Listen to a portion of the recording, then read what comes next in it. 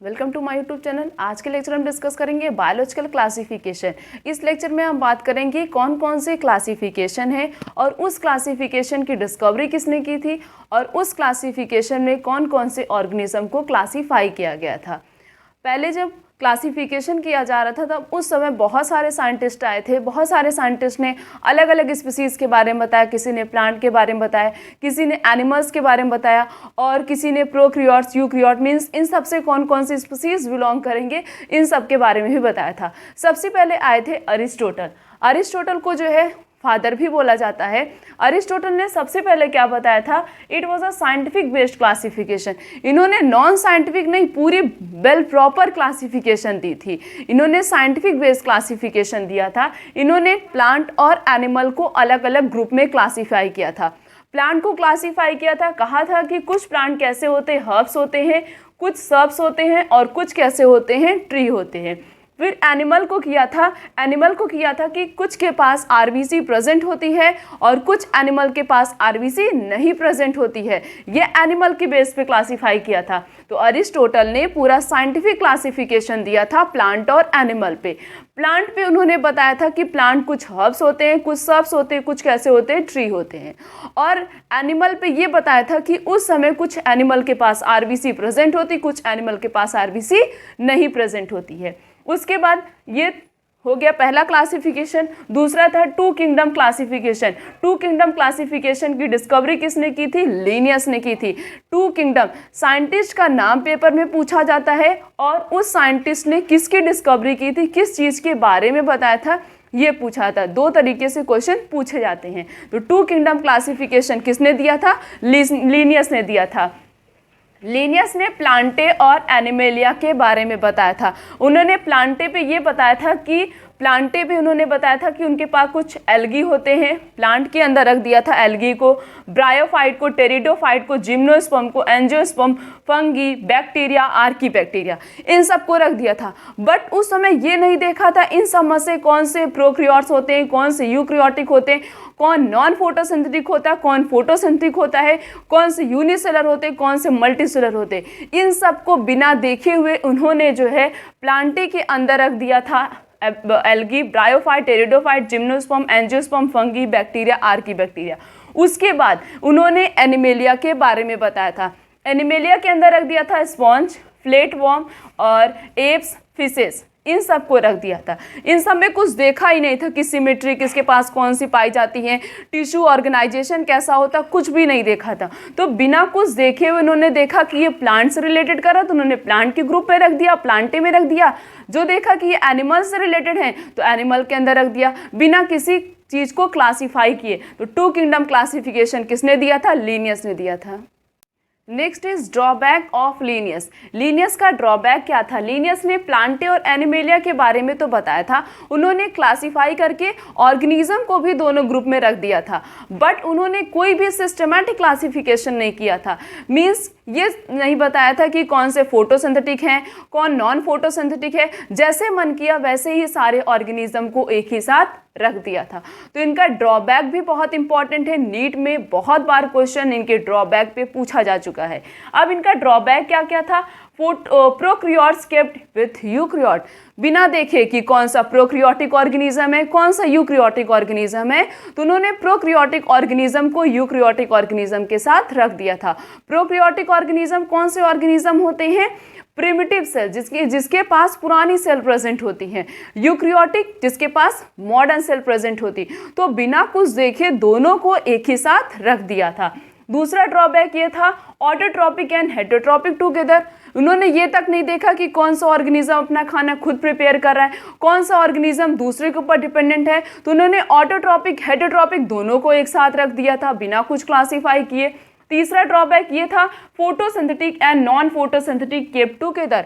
और कौन से प्लांट फोटोसिंथेटिक कर रहे हैं, मीन्स कौन से प्लांट अपना खाना बना रहे हैं, कौन नहीं बना रहा है, ये कुछ भी बिना देखे उसको भी एक साथ रख दिया था।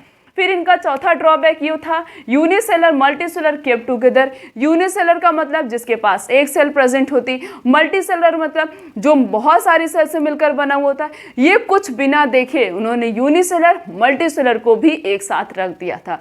तो लिनियस का 4 ड्रॉबैक था।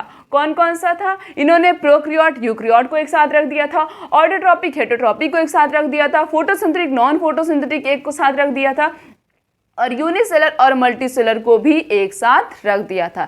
ये 4 ड्रॉबैक है लीनियस के। इट्स वेरी इंपॉर्टेंट, बहुत ही ज़्यादा इंपॉर्टेंट है, बहुत बार क्वेश्चन पूछा जा चुका है। उसके बाद है at that time only few character cell wall considered. उस समय जब लीनियस का क्लासिफिकेशन आया था उस समय सिर्फ और सिर्फ सेल वॉल के बारे में बताया गया था। ये भी पूछा जा सकता है कि एट दैट टाइम उस समय जो है किस किस चीज़ के बारे में बताया था, तो उस समय सिर्फ और सिर्फ सेल वॉल के बारे में ही बताया गया था। उसके बाद है ये तो 2 किंगडम क्लासिफिकेशन हो गया जिसके बारे में लीनियस ने बताया था। उसके बाद है 3 किंगडम क्लासिफिकेशन। 3 किंगडम क्लासिफिकेशन के बारे में अर्नेस्ट हैकल ने बताया था। बुक में नहीं लिखा गया है साइंटिस्ट का नाम, बट नीट के पेपर में साइंटिस्ट का नाम बहुत बार पूछा जा चुका है, इसलिए लिख लेना और याद कर लेना। 3 किंगडम क्लासिफिकेशन किसने दिया था? अर्नेस्ट हैकल ने दिया था। वो 3 किंगडम क्लासिफिकेशन में क्या क्या था? प्लांटे था, प्रोटिस्टा था और एनिमेलिया था। ये 3 चीज़ के बारे में बताया था।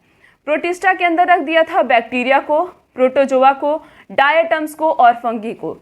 कोई भी मतलब क्लासिफिकेशन कुछ था ही नहीं, जरा सा कुछ भी देखा फीचर मैच कर रहा है उस ऑर्गेनिज्म को एक साथ रख दिया। अब जैसे डॉग और कैट हो गया, या हम डॉग और लॉयन को ले ले, एक ही साथ नहीं रखेंगे, दोनों के फीचर में बहुत डिफरेंस होता है, बहुत ज़्यादा वेरिएशन होता है। अब हम जैसे रेप्टाइल को और एप्स को या हम एक साथ नहीं रख सकते, मींस बर्ड को और कोई भी रेप्टाइल्स उनको एक साथ नहीं रख सकते, उनका फीचर आपस में मैच ही नहीं करता। तो उस समय कोई भी सिस्टमैटिक क्लासिफिकेशन नहीं था, जैसे साइंटिस्ट का मन हो रहा था वैसे ही ऑर्गेनिज्म को एक ही ग्रुप में रखते जा रहे थे। तो 3 किंगडम क्लासिफिकेशन किसने दिया था? अर्नेस्ट हैकल ने दिया था। The next is 4 kingdom classification. 4 kingdom classification के बारे में कोपलैंड ने बताया था। किसने बताया था? कोपलैंड ने बताया था। इन्होंने प्लांटे के बारे में बताया था, प्रोटिस्टा, एनिमेलिया, इन सब के बारे में तो बता ही दिया गया था। तो उन्होंने क्या किया, इसके पहले वाले वो 3 किंगडम क्लासिफिकेशन में क्या किया गया था, इन सबको प्रोटिस्टा में ही रख दिया था। तो उन्होंने क्या किया, इसको सेपरेट कर दिया, एक मोनेरा ग्रुप बना दिया, उसके अंदर बैक्टीरिया, साइनोबैक्टीरिया और आर्कीबैक्टीरिया इनको रख दिया। और इन्होंने प्रोटिस्टा में रख दिया था प्रोटोजोआ और डायटम, और बोला था जितने भी प्रोटिस्टा के अंदर आएंगे वो कैसे होंगे, यूनिसेलर यूकैरियोट्स। इसके बारे में जो है कोपलैंड ने बता दिया था कि जितने भी ऑर्गेनिज्म प्रोटिस्टा में बिलोंग करेंगे, प्रोटिस्टा से बिलोंग करेंगे, वो कैसे होंगे, यूनिसेलर होने चाहिए और यूकैरियोटिक होने चाहिए। Then next is 5 kingdom classification. इन सब साइंटिस्ट ने तो ऐसे ही क्लासिफिकेशन दे दिया था, प्रॉपर वे में, सिस्टमैटिक वे में कोई भी क्लासिफिकेशन नहीं दिया था। हाँ, बस इतना था कि हाँ कुछ बता दिया था कि कुछ प्लांट और एनिमल ये सब नाम के कुछ ऑर्गेनिज्म यहाँ रहते हैं। तो प्रॉपर सिस्टमैटिक क्लासिफिकेशन दिया था 5 किंगडम क्लासिफिकेशन, जिसका नाम था R.H. विटेकर। किसने दिया था? R.H. विटेकर। इसके पहले वाले ईयर में जो है नीट में R.H. विटेकर पूछा गया था कि 5 किंगडम क्लासिफिकेशन किसने दिया, तो किसने दिया है? R.H. विटेकर ने दिया। किस ईयर में? 1969 में। इन्होंने मोनेरा के बारे में बताया, प्रोटिस्टा के बारे में बताया, फंगी, प्लांटे, एनिमेलिया, ये 5 किंगडम क्लासिफिकेशन उन्होंने दिया। और इस पांचों को ऑर्गेनिज्म को अलग अलग रख दिया था, मीन्स एक किंगडम बना दिया कि मोनेरा के अंदर कौन कौन सी स्पीसीज आएंगी, अभी हम आगे पढ़ेंगे। फिर प्रोटिस्टा का बना दिया था कि प्रोटिस्टा के अंदर कौन सी स्पीसीज आएंगी, उसके बाद बना दिया फंगी के अंदर कौन सी स्पीसीज आएंगी, फिर प्लांटे का अंदर बना दिया, फिर एनिमेलिया का। इन सब के फीचर्स भी दिए थे कि जो इस फीचर से बिलोंग करेगा, जिसके अंदर ये सारे फीचर प्रेजेंट होंगे, वही इन सब किंगडम से बिलोंग करेगा। तो उन्होंने एक प्रॉपर सिस्टमैटिक क्लासिफिकेशन दिया था। 5 किंगडम क्लासिफिकेशन के कुछ क्राइटेरिया थे। क्राइटेरिया बहुत इंपॉर्टेंट है, ये कई बार नीट के पेपर में पूछा जा चुका है कि 5 किंगडम क्लासिफिकेशन कौन से क्राइटेरिया के ऊपर बेस्ड है। तो उन्होंने सेल स्ट्रक्चर के ऊपर बताया था, सेल स्ट्रक्चर के बारे में बताया था, थैलस ऑर्गेनाइजेशन के ऊपर बेस्ड था इनका क्लासिफिकेशन, मोड ऑफ न्यूट्रिशन के ऊपर बेस्ड था, और फाइलोजेनेटिक रिलेशनशिप के ऊपर भी बेस्ड था। किसके ऊपर? सेल स्ट्रक्चर, मीन्स वो प्रोकैरियोटिक है कि यूकैरियोटिक है, इसके बारे में। थैलस ऑर्गेनाइजेशन का मतलब यूनिसेलर है कि मल्टीसेलर, एक सेल से मिलकर बने हो कि बहुत सारी सेल से, जो बहुत सारी सेल से बने उनको एक ग्रुप में रखा जाएगा, जो प्रोक्रियोटिक होंगे उनको एक ग्रुप में रखा, यूक्रियोटिक होंगे उनको एक ग्रुप में रखा जाएगा। मीन्स सारे ऑर्गेनिज्म को एक साथ नहीं रखा जाएगा, एक सिस्टमैटिक क्लासिफिकेशन उन्होंने दिया था। और mode of nutrition means autotrophic हैं कि हेटरोट्रॉपिक हैं कि सेप्रोफिटिक हैं कि उनके अंदर केमोसिंथेटिक और फोटोसिंथेटिक हो रहा है, क्या हो रहा है, इन सब के बारे में मोड ऑफ न्यूट्रिशन। जो ऑटोट्रॉपिक होंगे वो एक साथ रहेंगे, हेटरोट्रॉपिक एक साथ, सेप्रोफिटिक एक साथ होंगे, कीमो ऑटोट्रॉपिक एक साथ होंगे। इस सब के बेस्ड पे भी इन्होंने क्या किया, क्लासिफिकेशन दिया। फिर फाइलोजेनेटिक रिलेशनशिप, हर एक ऑर्गेनिज्म का अपना एक एंसेस्टर होता है। मीन्स जितने भी मैमल्स होते हैं उनका एंसेस्टर क्या है, मंकी है। तो वो जिनके भी एंसेस्टर मंकी हैं वो सब एक ग्रुप में आएंगे। इस तरीके से उन्होंने फाइलोजेनेटिक रिलेशनशिप को भी देखते हुए अपना क्लासिफिकेशन दिया था। तो कौन कौन सा क्राइटेरिया था आर.एच. विटेकर का? आर.एच. विटेकर का क्राइटेरिया था सेल स्ट्रक्चर के बेस्ड पे बताया था, thallus organisation, mode of nutrition और phylogenetic relationship.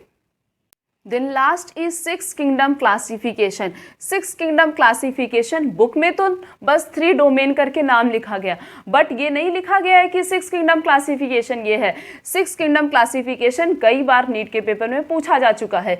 Six kingdom classification किसने दिया था? कार्ल वॉल्स ने दिया था। इन्होंने 3 डोमेन के बारे में बताया था। क्या क्या था? एक आर्की था, दूसरा यू बैक्टीरिया, तीसरा था यूकैरिया।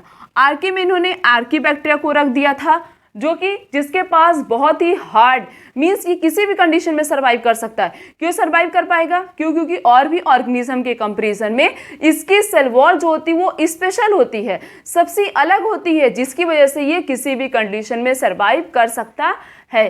तो आर्की में आर्की बैक्टीरिया को रख दिया था। फिर यू बैक्टीरिया, जिसे बोला जाता है ट्रू बैक्टीरिया। क्या बोलते हैं? True bacteria. इसके अंदर भी बहुत सारे बैक्टीरिया आते हैं।